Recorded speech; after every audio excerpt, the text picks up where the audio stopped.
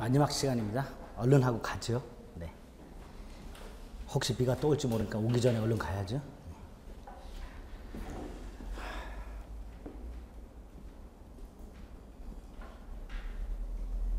공부의 첫걸음은 학원 끊었을 때 빠지지 않고 오는 게 첫걸음입니다. 합격의 첫걸음. 부득이한 사유로 빠지시는 경우는 어쩔 수 없겠지만 오늘 가기 싫다. 오늘은 이정환이 만나기 싫다. 이래서 안 온다. 그거는 안 돼. 오셔야지. 오기 싫어도. 에? 저 자식 꼴 보기 싫어. 그래도 와야 돼. 저는 싫어해도 민법은 싫어하시면 안 돼.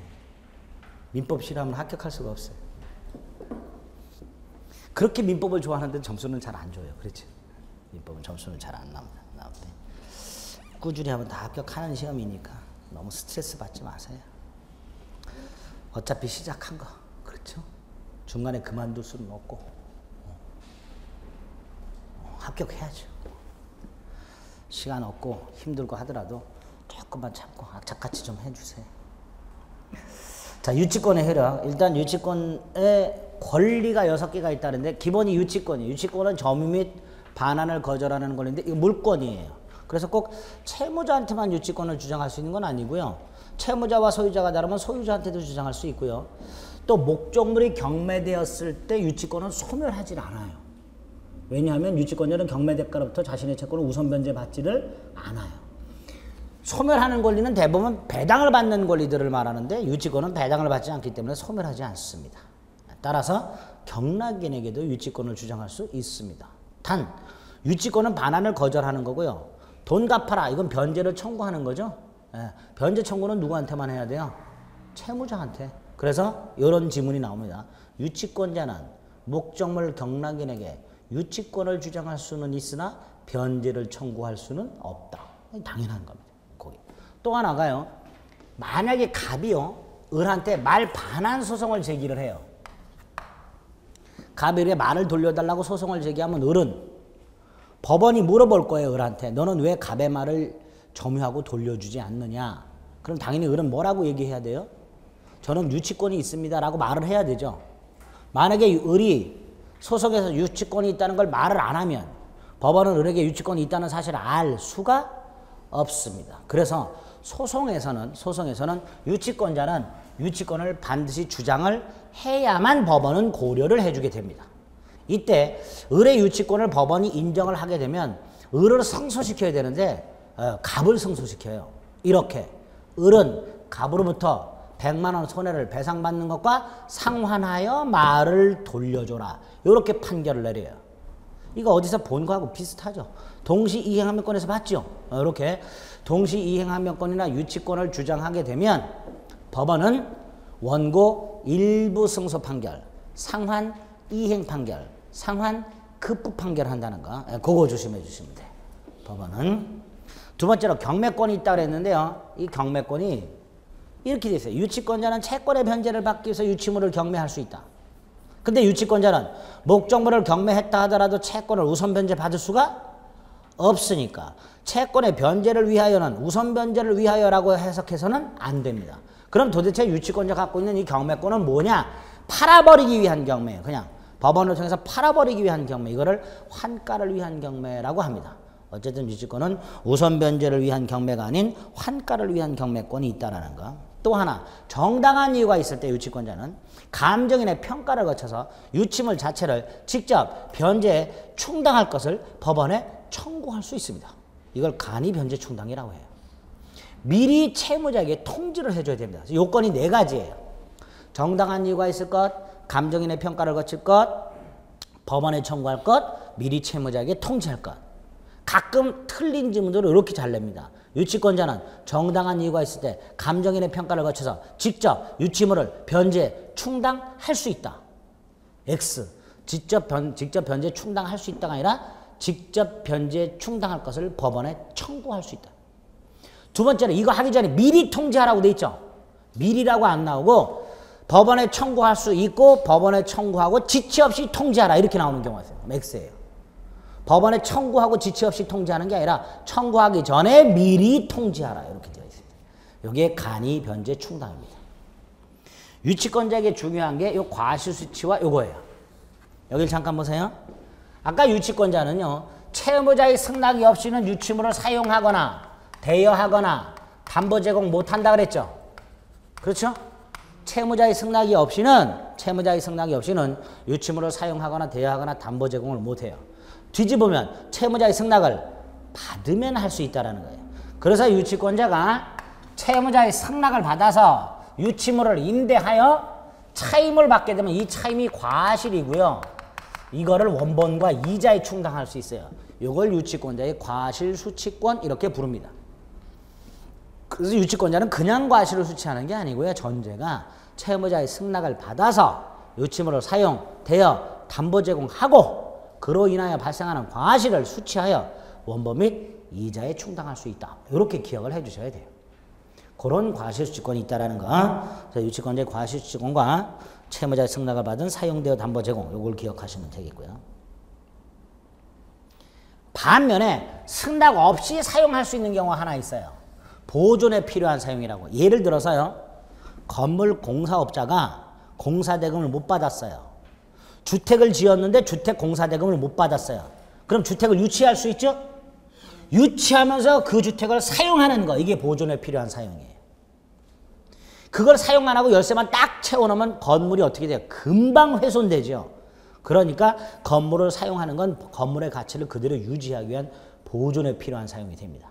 이때는 채무자 승낙을 받을 필요가 없죠. 채무자 승낙 없이 사용했으니까 과실은 수취를 못해요.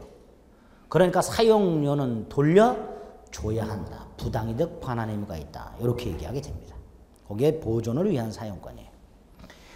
마지막으로 유치권자가 목적물에 비용을 지출하죠. 비용 받아야 되죠. 을이 말을 유치하면서 사료 매길 거 아니에요. 사료값 받아야죠. 그러니까 갑이 손해만 배상할 때 을은 야, 이 손해만 배상하면 안 되지. 이 말이 처먹은 게 얼만데 이거 줄 때까지 말 못 줘라고 또다시 유치권을 주장할 수 있습니다.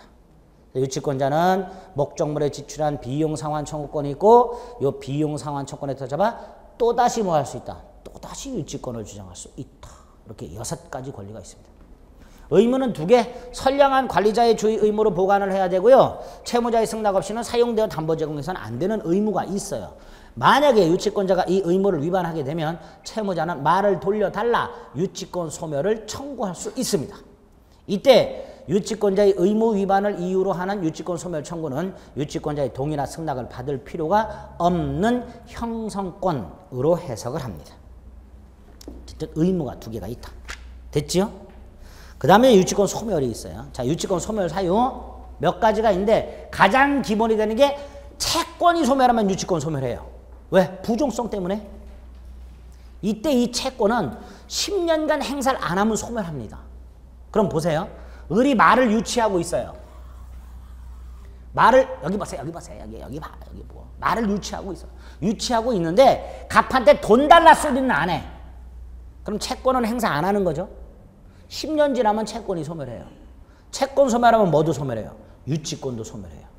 그러면 을이 말을 유치하고 있다 하더라도, 즉 유치권을 행사하고 있다 하더라도 채권은 소멸시효가 진행된다죠. 그렇죠?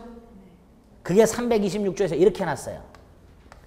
유치권의 행사는 피담보 채권 소멸시효 진행에 영향을 미치지 않는다. 이렇게 해놨습니다. 그 의미를 이해하시면 돼요.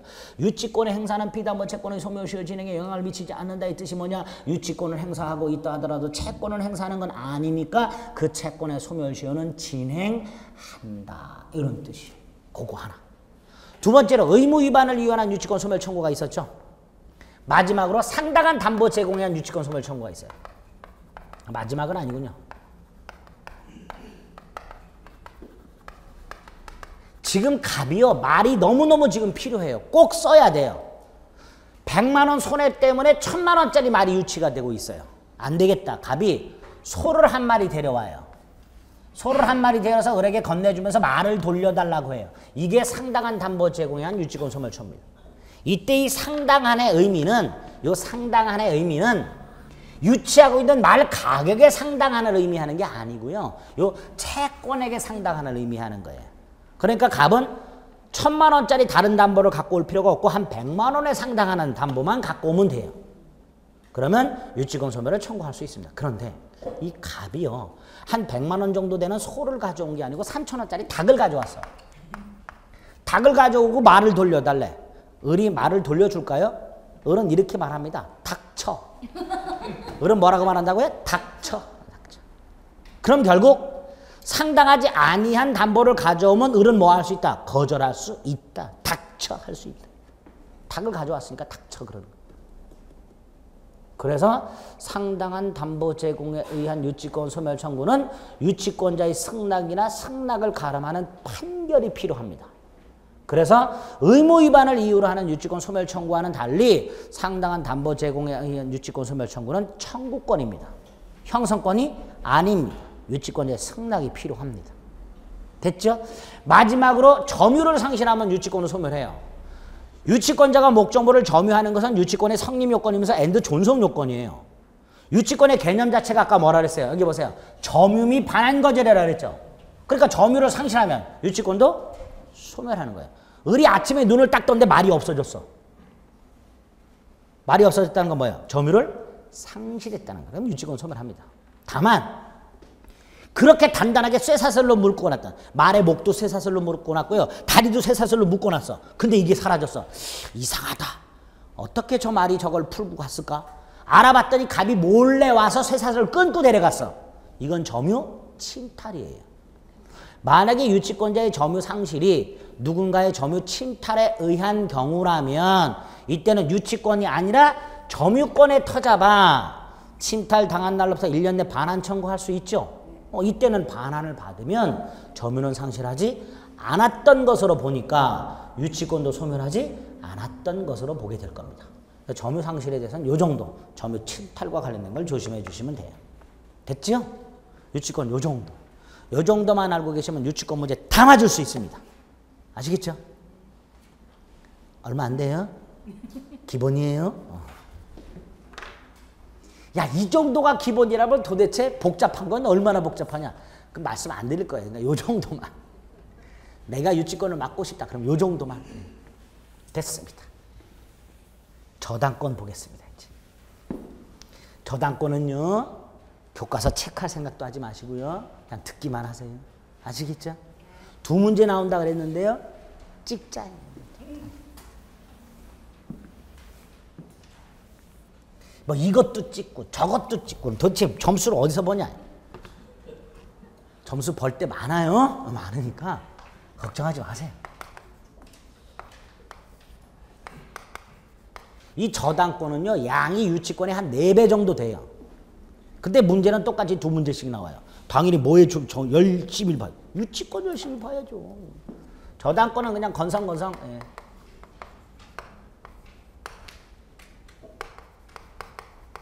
저당권의 취득은 법률 행위를 통해 취득하는 게 99.99999%. 법정 저당권이라는 게 하나 있어요. 649조 임대차에. 뭐 조문만 나중에 보면 돼요. 세 번째로 저당권의 효력이 나오는데요. 저당권 효력의 가장 기본이 목적물을 경매해서 우선 변제받는 거예요. 이때 경매와 관련해서는 경매 절차가 나오고요. 우선 변제와 관련해서는 다른 권리와의 선후가 나옵니다. 근데 경매 절차도 경매법원도 헷갈려요. 권리 선호도 경매법원도 헷갈려요. 그래서 배당을 막 선호를 바꿔서 하는 경우도 많고 그래요. 그걸 우리 보고 시험 문제 내고 맞추라 그러면 안 되죠. 그렇죠? 네. 이런 건 그냥 제껴요. 경매 절차고 우선 변제 권리 선호 이런 거. 난 이걸 꼭 맞아야 돼. 그러려면 나중에 시험 합격하고 나서 경매 한번 해보세요. 그럼 답 나와요. 이거는. 볼 필요 없어요. 효력 범위가 나와요. 여기부터 중요해요. 피담보 채권의 범위하고 목적물 범위가 나와요. 365조와 66조가 있어요. 저당부동산 제3취득자가 있어요.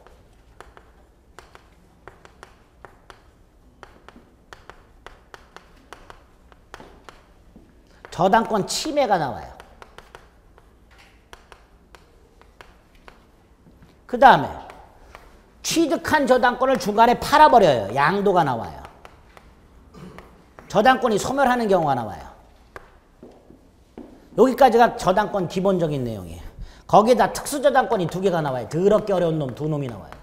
공동저당하고 근저당이 나와요. 그중에 이 공동저당이 난이도 따지면 최정점에 서 있어요. 아주 고맙게 작년에 더럽게 어렵게 나왔어요. 올해 안 나와. 너무나 고마워. 작년 수험생분들한테는 너무 죄송스럽지만 우리한테는 너무 땡큐야. 안 해도 돼. 또 내면 틀려주면 돼요. 틀리라는 거예요. 그거는. 근저당권을 좀 조심하시면 되는데 근저당권도 어려워요. 일단 저당권의 기본적인 내용만 먼저 머릿속에 넣습니다. 다음 저당권에 관한 설명으로 옳은 것은 틀린 것은 이라고 나왔을 때 맞출 수 있을 정도. 그런 문제가 나왔을 때 맞출 수 있을 정도. 자, 먼저 저당권은 간단히 생각하세요. 갑이 아파트가 있어요. 주택담보대출을 받아요. 은행으로부터. 돈을 빌려줄 거예요. 채권이 있을 거예요. 은행이 저당권을 설정합니다. 이때 이 저당권자 채권자 아파트를 점유한다 안 한다? 점유하지 않는다. 이 저당권의 가장 중요한 특징이에요. 채무자 또는 제3자가 제공한 담보물을 점유를 이전하지 아니한 채 채권자는 그 담보물의 교환 가치만을 지배. 교환 가치만을 지배한다는 게 뭐예요? 나중에 갑이 돈을 안 갚으면 목적물을 뭐 해서 경매를 넣어서 경매 대가에 초점을 맞춘다. 그러니까 저당권자는 뭐만 생각하고 있는 거예요? 돈 안 갚아? 그러면 경매 넣어서 변제받아야지. 요것만 생각하고 있는 게 저당권자예요. 따라서 목적물에 대한 사용수익은 여전히 누구한테 유보돼 있다? 채무자, 설정자한테. 그래서 아주 담보수단으로서는 아주 좋은 채무자가 여전히 사용수익하면서 담보를 제공하고 돈을 융통할 수 있는 그런 담보수단이 바로 저당권이 됩니다. 저당권의 뜻 자체도요. 저당권자는 점유를 이전하지 아니한 채 교환 가치를 지배하고 있다가 나중에 목적물을 경매해서 다른 채권자보다 우선 변제 받을 권리가 있다. 이렇게 돼 있어요. 아예 저당권의 개념 자체의 핵심이 경매 및 우선 변제가 핵심적인 내용이 되는 거예요. 거기에 저당권의 뜻이 됩니다. 어렵지 않지요? 저당권의 개념이 나와 있어요. 471페이지 저당권의 법적 성질이라고 되어 있는데 점유하지 않는다는 거 생각하시면 돼요. 간단하죠? 이때 목적물은 어때요? 저당권자가 있다는 걸 사람이 알 수가 없죠. 그러니까 반드시 등기 등록해야 되는 거예요. 저당권자가 목적물을 점유하지 않기 때문에 저 목적물에 저당권자가 있다는 걸 다른 방법으로 공시해야 돼요. 그게 뭐예요? 등기 등록. 따라서 등기 등록할 수 있는 것만 저당권의 객체가 됩니다. 민법상 저당권의 객체는 부동산이고요. 371조에서 특별하게 지상권, 전세권까지.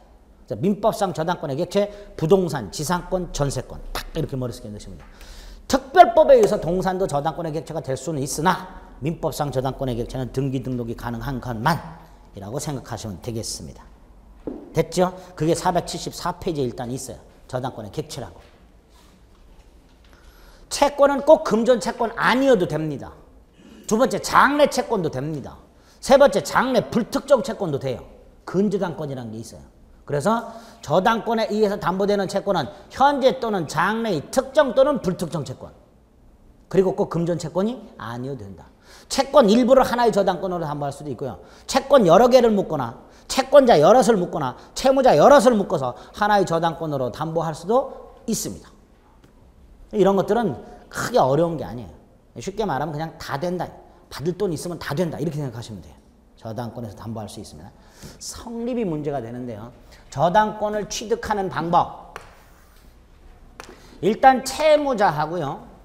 채권자가요. 돈 빌리는 계약 하겠죠. 이 소비대차 계약 이거부터 해야 돼요. 이것만 하면 신용대출이에요. 그렇죠? 이것만 하면 신용대출이고 담보를 제공하면 담보대출이 되는 거예요. 그걸 설정계약이라고 해요. 설정계약의 당사자는 설정자와 저당권자예요. 이때 설정자라고 하는 이유는 설정자는 꼭 채무자가 아니어도 돼요. 제3자도 돼요. 물상보증인이라고 불러요. 갑이 은행에서 대출을 받아야 되는데 담보가 없어요. 그래서 아버지 아파트를 가져왔어. 그러면 돈은 갑이 빌리고 담보는 아버지가 제공할 거 아니에요. 그 아버지는 채무자가 아니에요. 뭐가 되는 거예요? 물상보증인. 그래서 설정자는 채무자 또는 물상보증인. 반면에 저당권자는 누구여야 돼요? 채권자여야 돼요. 왜? 부종성 때문에. 그래서 채권자가 아닌 자가 저당권자로 등기가 돼 있으면 그 저당권은 무효가 된다가 원칙이에요. 다만 아주 예외적으로 채권자가 아닌 제3자가 저당권자로 등기되어 있다 하더라도 유효한 경우가 있어요. 있는데 그 예외는 지금 생각하지 마시고 저당권자는 원칙적으로 누구여야 된다? 채권자. 요렇게 성립을 해요. 그리고 등기해야 되겠죠. 그렇죠? 등기하면 돼요. 저당권자로 등기를 해두면 될 겁니다. 요렇게 저당권을 취득합니다. 이렇게 법률 행위를 통해서 취득하는 게 99.99%이고요. 법정 저당권이 하나 있어요. 475페이지에 6번의 양가로 1번 649조. 임대차에 있는데 이렇게 돼요. 토지 임대인이 차임을 2년 이상을 못 받았어요. 이 기간이고 몇 년? 2년. 이걸 변제기를 경과한 최후 2년 차임 채권 이렇게 말을 해요. 이렇게 토지 임대인이 변제기를 경과한 최후 2년 차임 채권을 확보할 목적으로 임차 지상 땅 위에 있는 임차인 소유 건물을 압류. 그러면 그 건물 등기부에 임대인이 압류권자로 등기가 돼요. 뭘로 등기된다고요? 압류권자로. 이걸 저당권으로 봅니다. 이걸 법정 저당권이라고 해요. 그럼 이 경우에는 저당권자로 등기가 안 돼 있음에도 불구하고 저당권으로 보죠. 그러니까 저당권으로 공시가 안 돼 있어도 저당권으로 보는 그런 예외가 하나 있는 거예요. 그게 649조가 됩니다. 압류만 하더라도 뭘로 본다? 저당권으로 본다. 법정 저당권이라고 합니다. 자, 이렇게 취득을 했어요. 저당권의 효력이 나옵니다. 먼저 효력 범위라고 해서 우리 교재는 목적물의 범위가 먼저 나왔는데요. 일단 저당권의 효력은 지상권, 전세권을 제외하고는 토지와 건물에 저당권이 설정되겠죠. 그렇죠? 이때 건물 저당권과 토지 저당권은 별개예요. 토지 저당권의 효력은 건물에는 미치지 않고요. 건물 저당권의 효력은 토지에는 미치지 않습니다. 다르죠, 전혀. 여기에다가 부합물 종물에도 저당권의 효력이 미쳐요. 어디에도 저당권의 효력이 미친다? 부합물 종물. 이때 부합물 종물은 저당권이 설정되기 전부터 있었던 설정된 후든 상관없이 저당권의 효력이 미치는데 임의 규정이에요. 무슨 규정? 그래서 당사자들이 저당권 설정 계약을 하면서 부합물 종물에는 저당권의 효력이 미치지 않도록 약정할 수도 있습니다. 그 약정은 유효하다고 봐요. 당사자 간에 반대 약정이 없다면, 특별한 사정이 없다면 부합물 종물에도 효력이 미친다. 이렇게 규정을 해놨어요. 그래서 임의 규정으로 해석을 하게 됩니다. 자, 이때 부합물 관련해서는 두 가지. 여기 보세요. 갑소유 땅에 저당권이 설정이 되어 있어요. 그런데 을이라는 놈이 정당한 권한 없이 나무를 심었어요. 이 나무 누구 거? 갑소유. 토지에 부합되죠? 그러니까 저당권의 효력은 나무에도 미친다. 일단 타인의 정당한 권한 없이 식재한 나무, 여기에는 토지 저당권의 효력이 미친다. 두 번째, 갑소유 건물에 저당권이 설정이 되어 있는 상태에서 건물을 을이 증축했다. 이 증축한 부분은 원칙적으로 기존 건물에 부합되니까 기존 건물에 설정된 저당권의 효력은 증축된 부분에도 효력이 미친다. 이 원칙. 반면에 토지 저당권의 효력은 건물에는 미쳐요, 안 미쳐요? 안 미쳐요. 건물은 토지에 부합물도 종물도 아닙니다. 또 나무가 있는데 임목 등기해놨어요. 토지 저당권에 미치지 않지요? 또 수목이라든가 수목의 집단이라든가 미분리 과실, 여기에 명인 방법을 갖춰놨어요. 토지 저당권의 효력이 미치지 않습니다. 또 농작물, 이건 명인 방법 안 갖췄어요. 그래도 농작물에는 토지 저당권의 효력이 미치지 않습니다. 이런 것들. 토지 저당권의 효력이 미치지 않는다. 이렇게. 종물과 관련해서는 종된 권리 기억하시면 돼요. 이렇게 갑소유 땅에 을이 건물을 갖고 있다. 을이 땅에 대해서 지상권이나 임차권을 갖고 있다. 이 상태에서 건물의 저당권을 설정했다. 건물에 설정된 저당권의 효력은 건물뿐만 아니라 어디에도 미친다. 지상권 또는 임차권에도 미친다. 종된 권리.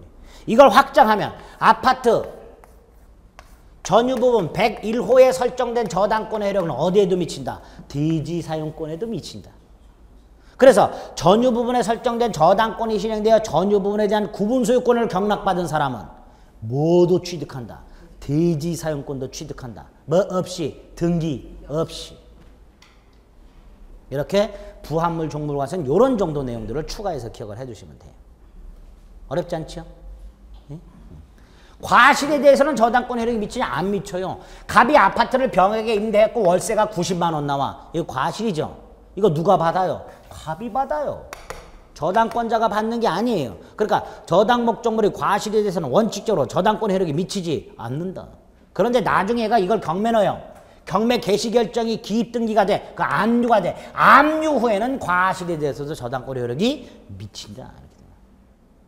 부합물 종물 과실 기억하시면 되고, 마지막으로 물상대위. 물상대위. 제가 듣기만 하시라 그랬어요. 저당권. 교과서 체크하지 말아야 되겠어. 자꾸 교과서 체크해드려. 자꾸 교과서를 보시려 그래. 물상대위. 갑소유 땅에 저당권이 있어요. 그런데 수용이 됐어요. 보상금이 나온다 그랬죠. 이 보상금에 대해서 얘는 물상대위 할 수 있죠.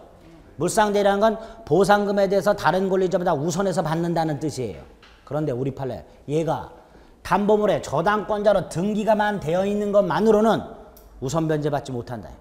이 수용주체가요. 수용주체가 얘한테 보상금 중에 일부를 떼서 우선해서 주지를 않아요. 수용주체는 보상금을 누구한테 줘요? 얘한테 줘요. 그 다음에 얘가 갚든 말든 그건 갑이 알아서 하는 거예요. 그러니까 담보물에 저당권이 등기되어 있는 것만으로는 바로 물상대위가 안 됩니다. 얘가 적극적으로 뭔가를 해야 돼요. 물상대위라는 건 저당권자 등이 적극적으로 물상대위권이라는 권리를 행사를 해야 돼요. 그 행사를 어떻게 언제까지 하느냐 입니다. 물상대위권은 언제까지 어떻게 하느냐. 일단 이 보상금이요. 얘한테 지급이 되어버리면 안 돼요. 얘한테 지급이 되면 얘의 일반 재산하고 섞여버려요. 일반 재산하고 섞여버리면 얘가 받은 보상금을 갑의 다른 재산하고 분리를 못해요. 다시 말해서 저당권의 객체로 특정을 못 시켜요. 예컨대 갑이 통장에 1억이 있었는데 보상금은 1억이 통장에 들어와서 2억이 됐어. 그 2억 중에서 보상금으로 받은 1억을 구별해낼 수 있어요? 없어요? 없지요. 통장에서 2억을 찾아서 5만 원권을 쌓아놓은 다음에 이 중에서 보상금 1억을 구별해내시오. 그럼 구별해낼 수 있어요? 없어요? 없단 말이죠. 그러니까 일반 재산에 섞이면 안 되니까 일단 이게 지급이 되기 전까지 압류를 해버려야 돼요. 지급 못하도록. 그리고 법원을 통해서 추심명령이나 전부명령을 받아가지고 이 을이 직접 보상금 내놔 이렇게 얘기해야 돼요. 그게 방법이에요. 이게 첫 번째 방법. 또 하나가 얘가 보상금 말고 대토를 받아요. 대토 받는 경우도 있죠. 근데 이 대토가 경매가 돼. 얘 경매대가에서 받아야 될 거 아니에요. 그럼 법원에다 뭐 해야 돼요? 배당 요구해야 돼요. 뭐 해야 된다고요? 이건 언제까지 해야 되냐? 법원이 정해놓은 배당 요구 종기까지. 요게 경매가 될 때 경매법원은 돈 받을 사람들은 신고하시오 그래요. 배당을 요구하라고. 얘는 여기에 저당권이 등기돼 있지 여긴 등기가 안 돼 있죠. 그러니까 법원이 알아서 얘한테 배당 안 해줘요. 안 해주니까 나 배당해 주시오. 배당 요구해야 돼요. 언제까지? 배당 요구? 종기까지. 그래서 두 가지. 물상대위권을 행사하는 방법 및 행사 기한. 지급 전 압류 추심명령 또는 전부명령. 배당 요구 종기까지 배당 요구하는 방법에 의해서 물상대위권을 행사해야 되고 이때까지 요걸 안 하면은 이 돈에 대해서는 아무런 권리를 행사할 수 없다. 만약에 얘가 그냥 넉놓고 있었는데 이걸 누가 받아가 버렸어요. 그럼 저당권자는 그걸로 끝. 아시겠죠? 적극적으로 물상대위권을 행사하라. 이렇게 얘기합니다. 판례가. 머릿속에 넣으셔야 돼요. 그리고 요 압류는 반드시 저당권자가 할 필요는 없다.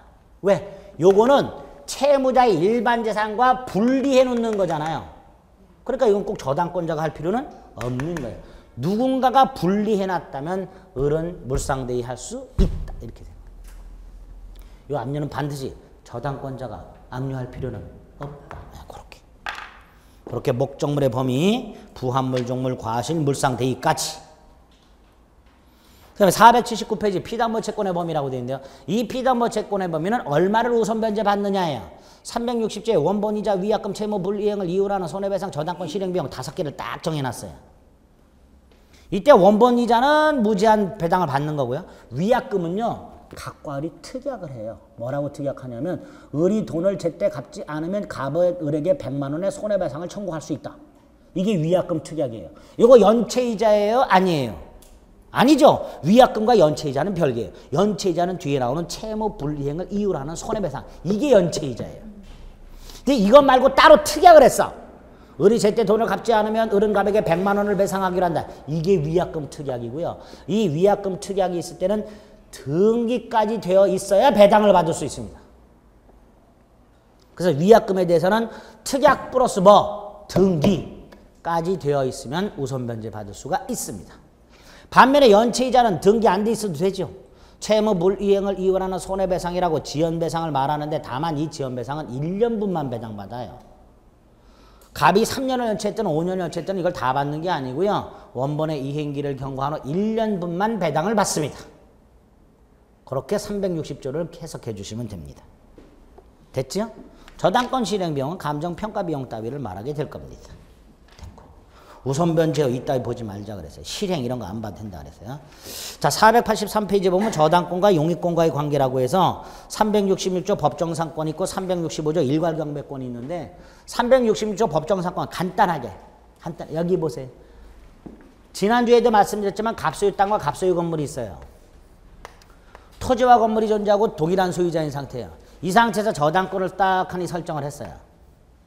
토지에만 설정할 수도 있고 건물에만 설정할 수도 있고 토지 건물에 모두 설정할 수도 있습니다. 어쨌든 저당권이 설정될 때 토지 건물이 존재하고 소유자가 갚아야 돼. 일단 그 상태에서 갑이 돈을 안 갚아. 안 갚아서 얘가 저당권을 실행을 했어. 즉 목적물을 경매를 넣었어. 근데 결과 토지와 건물의 소유자가 달라졌어. 이때 건물 소유자가 등기 없이 취득하는 게 366조 법정상권입니다. 요거 판례가 또 오골오골 쌓여 있어요. 요 판례는 또 관습법상 법정상권과 마찬가지로 문제풀이할 때 정리할 겁니다. 문제는 365조예요. 갑소유 땅에 저당권이 먼저 설정이 됐어요. 그리고 건물을 지었어요. 갑이. 그리고 돈을 못 갚아. 이런 경우 많지요. 갑이 나대지가 하나 있는데 맨날 주차장으로만 쓰고 있어. 한 달에 뭐 주차장 그 관리하시는 그분 인건비 딱 되면 20-30만 원 똑똑 떨어져요. 세금도 못 내. 안 되겠다. 건물 지어서 분양해갖고 돈 좀 벌어봐야 되겠다. 근데 건물 질 돈은 없어.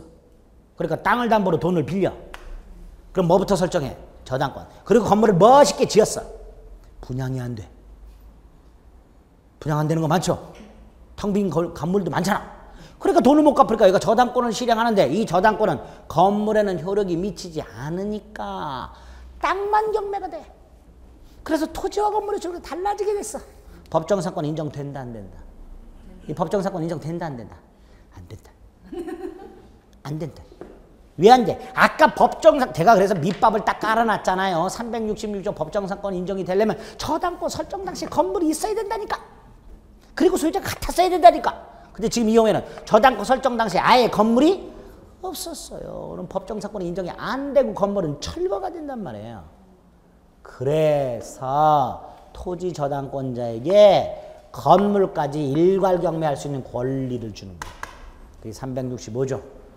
토지 저당권자의 토지 건물 일괄 경매권 이렇게 얘기합니다. 요건은 뭘까요? 지금 이 그림 그대로예요. 건물이 없는 토지에 저당권이 설정되고 그 다음에 토지 소유자인 저당권 설정자가 건물을 축조하고 소유하고 있을 것. 이게 요건인데 이게 법에서 요구하는 요건이에요. 근데 우리 판례가 확장을 해요. 뭐라고 확장하냐. 제3자가 축조했다 하더라도 갑에게 소유권이 귀속이 되어 있다면 일괄 경매할 수 있다. 이렇게 확장을 시켜요. 그럼 결국 토지의 저당권이 설정된 후에 누가 건물을 지었든 나중에 저당권을 실행할 때 봤더니 그 건물이 토지 소유자인 저당권 설정자 소유더라. 그러면 토지 저당권자는 뭐 할 수 있다? 일괄 경매할 수 있다. 이렇게 해석을 하는 거예요. 이때 토지 저당권자의 일괄 경매권은 권리이지 의무가 아닙니다. 따라서 토지저당권자는 뭐만을 경매할 수도 있어요? 땅만 경매할 수도 있어요. 그럼 건물은 어떻게 돼요? 철거돼요. 실제 우리 판례가 토지저당권자가 토지만을 경매에 넣어서 토지를 경락받은 후 건물 철거를 청구하는 것은 신의성실의 원칙에 위반되는 게 아니다. 이렇게 판결이 있어요. 그런 판례가. 그러니까 토지만 경매할 수도 있다. 권리지 의무가 아니다. 두 번째로 토지저당권자가 토지 건물을 일괄 경매했어요. 두 가지 효과가 나타나요. 첫째, 경매법원은 토지와 건물을 동일인에게 경락허가 결정을 해야 돼요. 그래야 건물 철거를 막을 수 있는 거예요. 그렇죠? 그래서 경매법원은 토지와 건물을 동일인에게 경락허가 결정해야 한다. 요거 하나 하고, 두 번째, 얘는 건물 경매대가에서는 우선 변제를 받을 수가 없습니다. 그 두 가지 효과를 일괄 경매에서 기억하시면 되겠습니다. 됐죠? 예? 됐다고 해주세요. 네. 하나만 예외를 좀 여기 잠깐만 보세요. 갑소유 땅이 있고요. 갑소유 건물이 있어요. 그리고 을이 돈을 빌려주면서 여기도 저당권을 설정하고 여기도 저당권을 설정했어요. 하나의 채권을 담보할 목적으로 수개의 부동산에 설정된 수개의 저당권을 공동저당이라고 해요. 그래서 채권 하나, 채권자 하나, 저당권 여러 개. 이게 공동저당이에요. 예? 이 상태에서 얘가 건물을 때려부시고 신축을 해요. 이걸 철거하고 신축을 해요. 그러면 갑이 건물을 철거하는 순간 뭐는 소멸해요? 건물 저당권은 소멸하죠. 뭐만 남아요? 토지 저당권만 남아요. 이때 갑이 돈을 못 갚았어요. 그럼 을은 저당권을 실행할 텐데 건물 저당권을 소멸했으니까 건물은 경매를 못 넣고 뭐만 경매를 넣어요? 땅만 경매를 넣어요. 그래서 이 땅이 병소유가 됐어요. 그러면 갑소유 땅, 갑소유 건물에서 병소유 땅, 갑소유 건물로 바뀌었죠. 법정상권 인정되는가? 안 돼요. 이때는 뭐가 인정 안 된다고요? 그래서 우리 판례는 요 경우 얘는 나중에 땅을 경매 넣을 때 건물까지 일괄 경매할 수 있다라고 해요. 법정상권 인정 안 되니까. 그럼 이 경우에는 저당권 설정 당시에 분명히 건물이 있었죠. 있었죠. 그리고 소유자가 같았죠. 그럼에도 불구하고 법정상권은 인정 안 되죠. 안 되고 뭘로 간다? 일괄 경매로 간다. 예외적인 거예요. 아시겠죠? 원래 일괄 경매는 건물이 없는 상태에서 저당권이 설정됐을 때 일괄 경매예요. 근데 이 경우에는 예외적으로 저당권 설정 당시 건물이 있긴 있었지만 법정상권 인정 안 되니까 일괄 경매로 간다가 우리 판례예요. 아셨겠죠? 일괄 경매할 수 있다. 법정상권 인정 안 된다. 자, 365조 봤고요. 그다음에 4번 저당부동산 제3취득자가 나왔습니다. 자, 이 저당부동산 제3취득자는 또 뭘까? 보세요. 갑에 아파트가 있어요. 이게 5억짜리예요. 그런데 을이 은행이 돈을 빌려주고 저당권을 설정을 해놨어요. 이 상태에서 갑이 아파트를 팔아요. 병에게. 이때 병이 대금을 지급하는 방법 1번 2억을 인수하고 3억만 주는 방법. 그게 하나 있죠. 또 하나가 인수하지 않고 5억을 다 주는 방법. 2번. 주로 1번을 많이 활용하죠. 그렇죠. 근데 2번이 원칙이에요. 인수하지 않고 5억을 다 주고 돈 빌린 사람은 누구니까? 갑이니까 갑이 갚는 게 원칙입니다. 자, 병이 갑을 믿고 5억을 다 주고 등기부터 넘겨받았어요. 그러면 갑은 받은 5억을 가지고 2억을 갚아야 되죠. 발라버렸어 이놈이. 그럼 얘는 돈을 안 받았으니까 목적물을 경매 넣겠죠. 그럼 얘는 소유권을 상실. 요 놈이 저당부동산 제3취득자예요. 요 놈이. 저당권이 설정이 되어 있는 부동산에 대하여 저당권에 의해 담보되는 채무를 인수하지 아니한 채 소유권, 지상권, 전세권을 취득한 자. 그 중에 소유권 취득한 자가 제일 중요한 그런 놈을 뭐라 한다? 제3취득자. 요 놈을 어떻게 보호할 것인가? 세 가지가 있습니다. 첫째, 경매인이 될 수 있어요. 목적물이 경매될 때 병은 자신 소유물이지만 경락받을 수 있다. 원래 민사집행법에서는 자기 물건을 자기가 경락받을 수는 없습니다. 근데 얘는 돼요. 또 하나가 얘 채무 인수 안 했죠. 안 했는데 2억 갚을 수 있어요. 변제권이 있어요. 이때 병이 갚을 때 360조, 특히 지연배상 1년분이 적용이 돼요. 그리고 갑이 만약에 한 5년 연체했다. 병은 5년 연체이자 다 갚을 필요가 없고 1년분만 갚으면 돼요. 그래서 변제권이에요. 변제권이 있고 대신 2억을 갚았으니까 갑한테 야 내가 네 대신 2억 갚았으니까 내놔 라고 할 수 있어야 되죠. 그걸 구상권 이렇게 부릅니다. 그래서 변제권과 구상권이 있어요. 세 번째, 얘가 이 아파트를 사가지고 소유권을 취득한 다음에 이걸 인테리어를 멋있게 했어요. 한 1억 들여서 인테리어 했어. 근데 홀랑 경매가 됐네. 1억 아깝죠. 그 비용을 가장 먼저 배당을 받아요. 저당부동산 제3취득자의 비용상 환청구권, 최우선 변제, 여기 인정이 됩니다. 세 가지. 경매인이 될 수 있다, 변제권, 구상권이 있다, 비용상 환청권 가장 먼저 배당받는다. 세 가지를 기억하시면 됩니다. 우리 교재는 너무 자세해요. 그럼 필요 없어요. 일단 이렇게 세 가지가 있다. 이 정도만 머릿속에 넣으시면 돼요. 됐죠? 우린 지금 저당권의 효력을 보고 있습니다. 자, 마지막이 저당권 침해. 저당권 침해. 갑이 땅이 있는데요. 한 1000평이 있는데 이게 평당 한 100원밖에 안 해요. 땅값은 해봐야 한 10만 원밖에 안 돼요. 그렇죠? 근데 이 위인 나무가 한 그루당 1억짜리야. 5그루가 있어. 우와. 갑이 땅을 담보로 돈을 빌려면 안 빌려줘요. 10만 원밖에 안 되니까 땅값이.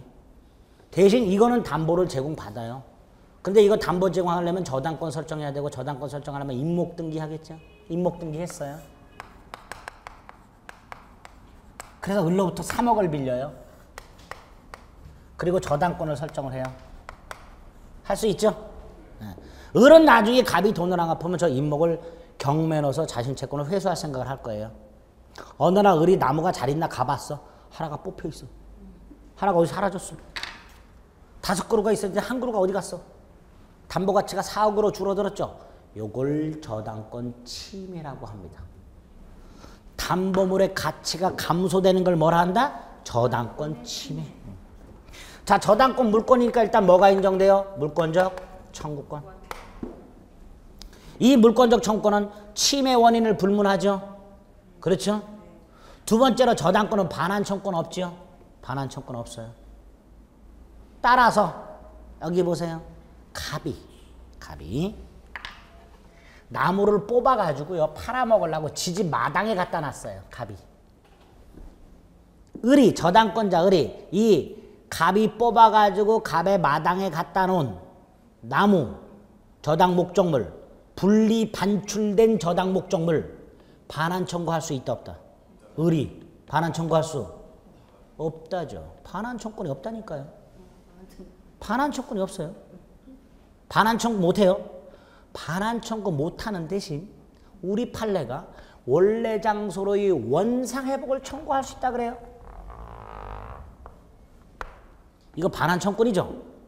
근데 저당권자는 반환 청구권이 없으니까 반환 청구할 수 있다라고 말을 안 하고 뭐로 말을 바꿨다고요? 원상회복을 청구할 수 있다. 원래 있던 장소로. 그러면 학자들이 야 이거 반환 청구권 아니냐고 따질 거 아니에요. 쐐기를 박아요. 요거는 방해 제거 청구권이다. 이렇게 말을 해요. 판례가. 우리 대법원 판례 중에는 아버지를 아버지라고 부르지 못하는 게 굉장히 많았죠. 이것도 마찬가지예요. 저당권자는 반환 청구권이 없기 때문에 분리 반출된 목적물이 분리 반출된 장소에 그대로 존속하고 있다면 저당권자는 반환을 청구할 수는 없고 원래 장소의 원상회복을 청구할 수 있고 요건 방해 제거 청구권이다 라고 판례가 말을 합니다. 어쨌든 저당권자는 뭐가 없다? 반환 청구권이 없다. 아시겠죠? 두 번째로 세계가 없어졌어. 세계가 없어지면 담보가치가 2억밖에 안 되죠. 받을 돈은 3억이죠. 그렇죠? 남아있는 잔존가치가 채권을 전부 만족시킬 수가 없어. 이걸 손해라고 해요. 저당권자의 손해. 그러면 저당권자는 뭘 청구할 수 있다? 손해배상 청구할 수 있다. 요거는 침해 원인을 불문하고요. 요건 침해자의 고의과실이 있어야 돼요. 이렇게 침해자의 고의과실이 있고 남아있는 잔존가치가 채권을 전부 만족시킬 수 없다면 저당권자는 뭐 할 수 있다? 손해배상을 청구할 수 있다. 이때 손해배상 청구는 굳이 저당권 실행을 기다릴 필요가 없습니다. 세 번째는요. 침해자가 설정자인 경우. 침해자가 누구인 경우? 설정자. 그러면 을은 요거하고 똑같은 담보가치가 있는 나무를 갖다 새로 심어라 라고 담보물 보충을 청구할 수 있습니다.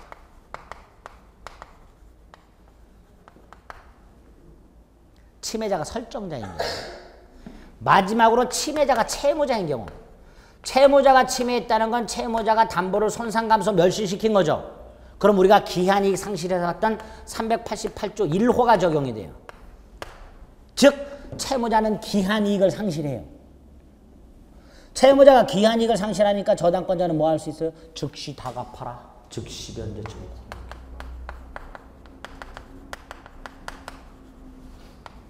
이렇게 네 가지에 의해서 저당권자가 보호를 받을 수 있게 됩니다. 저당권 침해의 개념과 네 가지 권리가 어떤 건지를 머릿속에 담아두시면 됩니다. 아시겠죠? 자세한 것도 나중에 보고요. 그 다음에 493페이지 가면 저당권 처분이 나와요. 갑소유 아파트가 있고요. 을이 1억을 빌려줬어요. 그리고 저당권을 설정했는데요. 아직 돈 갚을 날짜는 2년이나 남았어요. 근데 을이 돈이 갑자기 너무너무 필요하게 됐어요. 갑한테 돈 갚으라 그러면 갑은 뭐라 그럴까요? 아직 2년이 남았는데 무슨 개소리야 그러겠죠? 그럼 을은 어쩔 수 없어요. 이거 팔아야 돼요. 하나만 팔면 돼요? 안 되죠? 채권하고 저당권을 분리양도 할 수 있어요? 없어요? 원칙 안 된다. 그래서 같이 파는 거예요. 요것도 양도하는 거죠? 요것도 양도하겠죠? 권리 두 개를 양도하는 거예요. 이때 밑에 거는 부동산 물권이에요. 따라서 이전 등기 해줘야 되죠? 이전 등기 해줄 때 얘는 얘하고 순위가 같아야 돼요. 그러니까 부기 등기로 이전 등기. 뭘로? 그 다음에 이건 어떻게 돼요? 이거 채권. 갑한테 알려줘야죠. 을이 갑한테 야 내가 너한테 받을 돈 1억 병한테 팔았어. 나중에 누구한테 돈 갚어? 병한테 돈 갚아. 라고 채권 양도 사실을 채무자한테 통지해야 돼요. 그럼 갑은 뭐라 그럴까요? 알았어. 그러겠죠? 그걸 채무자의 승낙이라고 해요. 이때의 승낙은 오케이를 말하는 게 아닙니다. 알았다. 그래 두 가지. 저당권 처분은요. 저당권만 처분하는 게 아니에요. 뭐도 처분하는 거야? 피담보 채권. 이때 이 피담보 채권을 저당권부 채권이라고도 해요. 뭐라고도 한다고요? 저당권부 채권. 저당권이 붙어있는 채권이라 이런 뜻이에요. 그래서 저당권은 저당권부 채권과 함께 양도. 이때 채권 양도 사실은 통지하고 저당권은 부기등기 형식으로 이전 등기하라. 이렇게 됩니다. 그게 저당권 처분 및 양도가 됩니다. 그게 493페이지 저당권 처분에 있죠? 예? 네, 그 정도 기억하시면 되겠고요. 저당권 소멸은 뭐 채권이 소멸하면 소멸하겠죠. 요 정도. 자, 요 정도까지가 저당권의 기본적인 내용들이에요. 아주 어렵지는 않죠. 네? 근데 요 정도는 알고 계시면 저당권에 관한 설명을 옳은 것은 틀린 것은 이라고 할 때 맞출 수 있어요. 맞출 수 있어요. 하나만 보면 되죠. 공동저당은 제끼고요. 너무 고마워. 네. 전혀 안 봐도 돼. 500페이지 근저당권. 그래도 올해 공동저당 나오면 어떡하나요? 4번 찍으면 돼요. 네. 자, 이제 근저당권만 이해하고 즐거운 마음으로 귀가를 하겠습니다.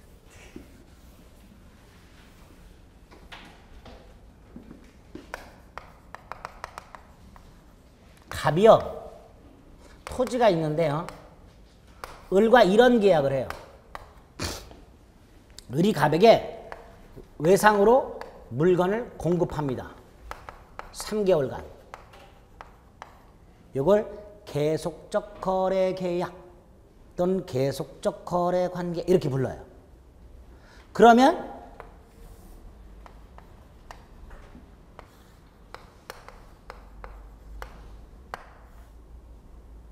3월까지 3개월이 될 때까지 을이 물건을 공급하면 채권액이 늘어나고요.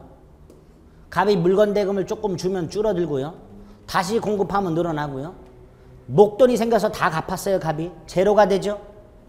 그 다음에 또 물건을 공급하겠죠. 그래서 3개월이 딱 되면 채권액이 확정이 돼요. 그런데 이게 얼마인지는 각과 을이 계약할 때 알 수가 없어요. 그래서 각과 을이 계약을 할 때 이렇게 계약을 합니다.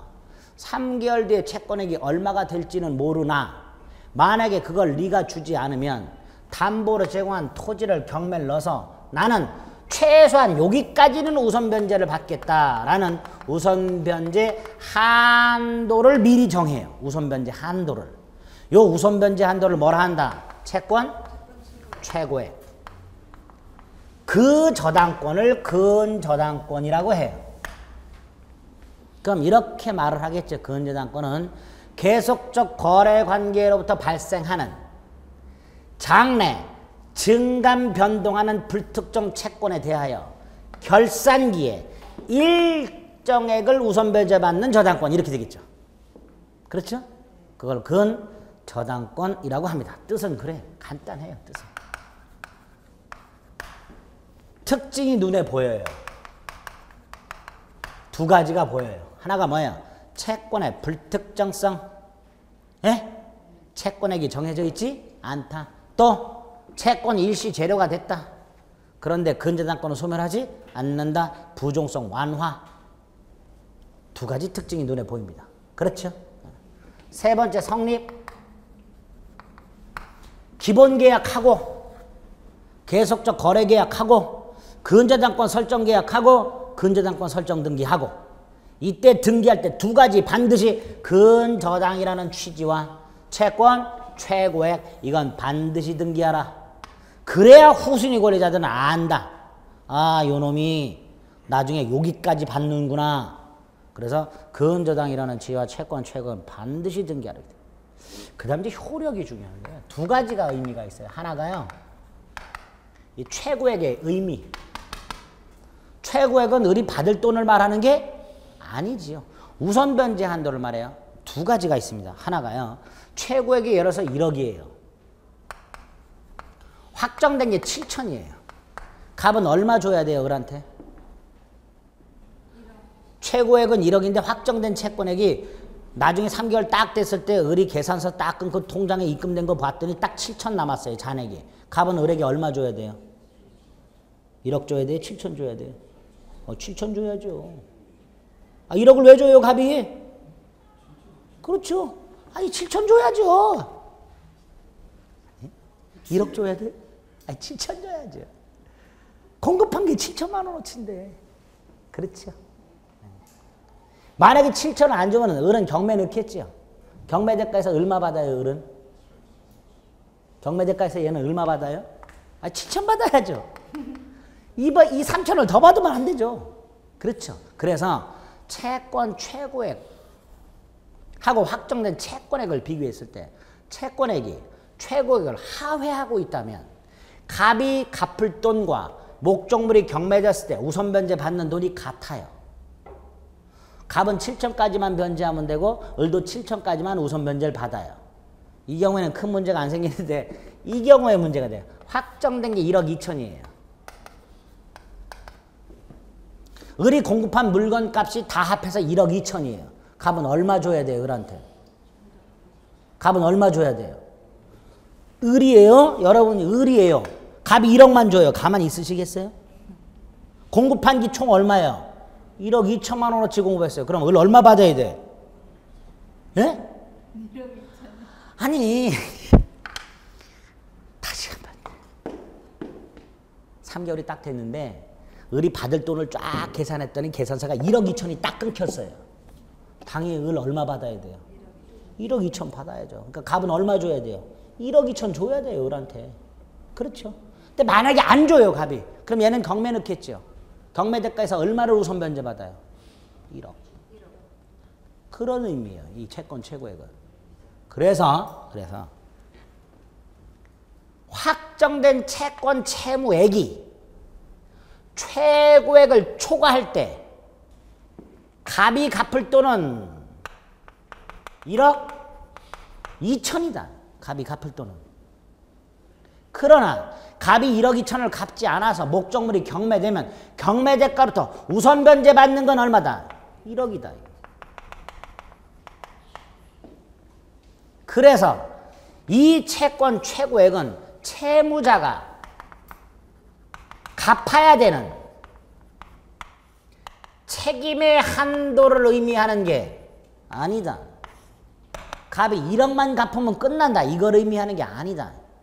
갑이 안 갚았을 때 경매대가로부터 우선 변제받는 한도를 의미한다. 이게 우리 판례.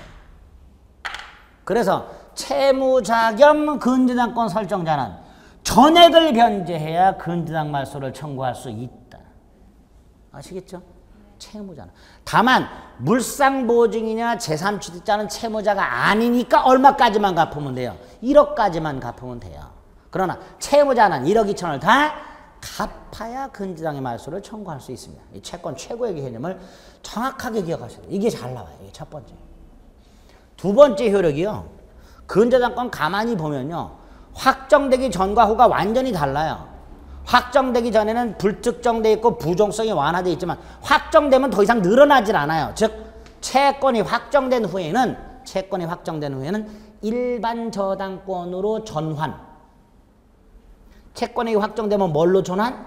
일반 저당권으로 전환. 그러니까 만약에 확정된 후에 을이 물건을 또 공급했어. 그건 근저당권에서 담보된다 안 된다? 안 된다. 채권이 더 늘어나질 않아요. 그래서 우리 판례도 피담보 채권액이 확정된 후에 발생한 채권은 더 이상 근저당권에서 담보되지 않는다라고 말합니다. 그럼 당연히 언제 확정되느냐가 대단히 중요하죠. 확정 시기 4가지를 기억합니다. 근저당권은 이게 제일 중요해요. 최고액의 개념하고요. 확정 시기하고요. 첫째가 결산기 도래. 확정되죠? 3개월 딱 되면 도래하면 확정될 거 아니에요. 또 하나가 요거. 여기. 요걸 뭐라고 할까요? 결산기 도래 전.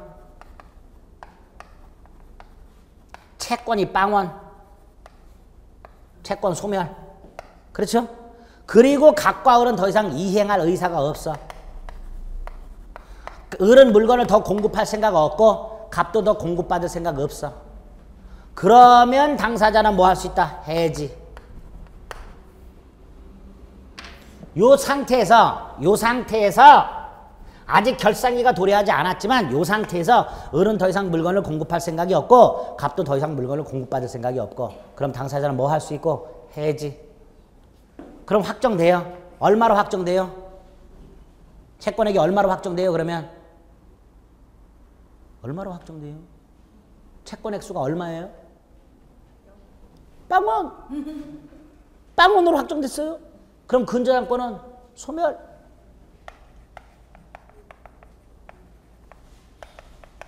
이렇게 연결이 되는 거예요. 빵원이니까 빵원으로 확정됐다니까 그럼 근저당권은 소멸하는 거예요. 채권 소멸했으니까. 여기 두 번째. 세 번째로 기간을 정하지 않았어요. 그냥 물건만 공급하기로 했어요. 하다 지겨워. 당사자는 언제든지 뭐 할 수 있다. 해지. 그럼 확정된다. 마지막이 경매 신청이에요. 두 가지가 있어요. 근저당권자가 경매를 신청하는 경우가 있고요. 후순위 권리자가 경매를 신청하는 경우가 있어요. 근저당권자가 경매를 신청했을 때는 경매 신청 시에 확정이 되고요. 후순위 권리자가 경매를 신청했을 때는 경매 절차가 진행되어 경락인이 경락대금을 완납한 때 확장된다. 두 가지 외우셔야 돼요. 머릿속. 자, 근저당권은 이렇게 의, 특징, 성립, 효력, 효력 관련된 두 가지 채권 최고액 개념과 피담보 채권액이 언제 확정되는가, 딱 이 정도만 머릿속에 넣으시면 됩니다. 나머지는 머릿속에 넣으시지 않아도 돼요. 되셨죠? 그래서 저당권과 근저당권까지 내용을 살펴보셨습니다. 됐죠? 그 정도 내용 확인하시면 518페이지 한번 보세요.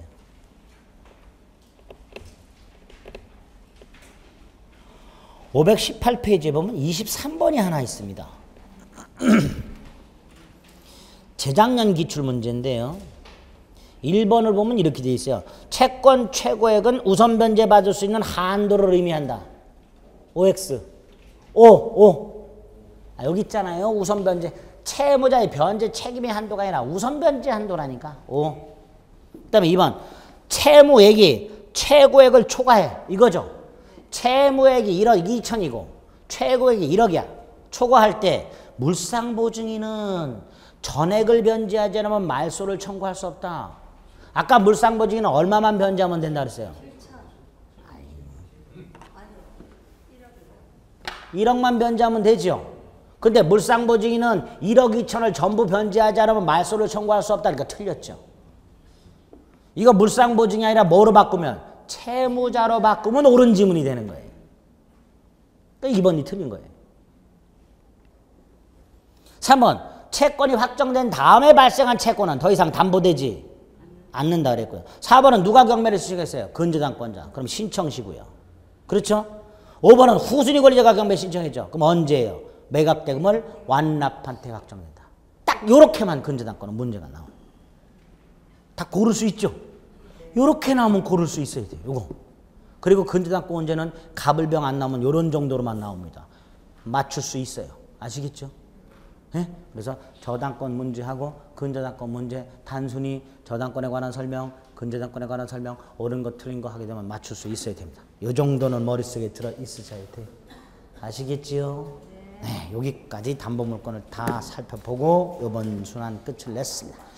아까도 다시 한번 말씀 좀 부탁드렸습니다. 다음 주까지 꼭 1회 독 책 말고 인강 좀 무리가 되면 다는 안 봐도 돼요. 앞으로 진도 나가면서 또 쫓아오면 되니까 최소한 들을 수 있는 데까지 최대한 듣고 오세요. 아시겠죠? 네, 여기까지 하겠습니다. 수고하셨습니다.